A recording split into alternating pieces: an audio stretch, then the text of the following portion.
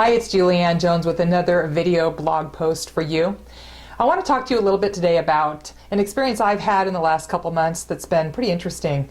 A lot of times I look over my blog posts from 2 or 3 years ago to see what I've covered, to see what I want to cover again. I know I have a lot of new readers to the blog every single week, and I came across a blog post I wrote a couple of years ago called Working Smarter and Not Harder.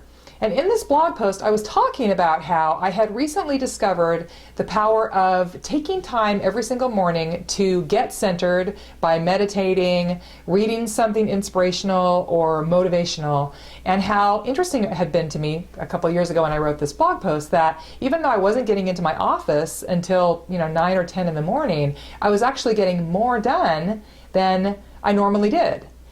And I sat here reading that blog post this morning and thought to myself, okay, how am I doing on that now? And it's so interesting to me, and I'm sure you can relate to this. So many times I'll have someone come up to me at a live event and say, I used to do that Y-bag thing and it worked great, and I'm not sure why I don't do it anymore.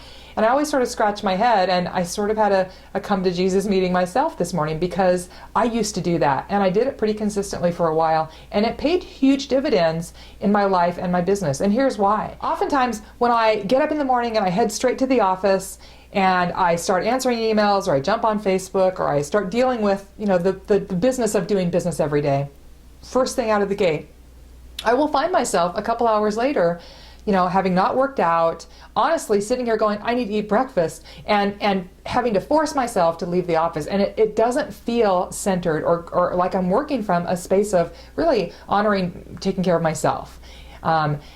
Whereas when I do take the time to do that in the morning, and I'm disciplined enough to stay out of the office, take care of my own needs first, get myself centered by meditating and reading and getting to the gym and working out by myself or with my trainer, then when I do hit the office, I feel completely different. I feel much more energized and centered, and I'm ready to actually hit the ground working and focusing in a really clear way on the things that I know are going to support me for that day. So I want you to take a look at your morning routine and ask yourself how you do with this.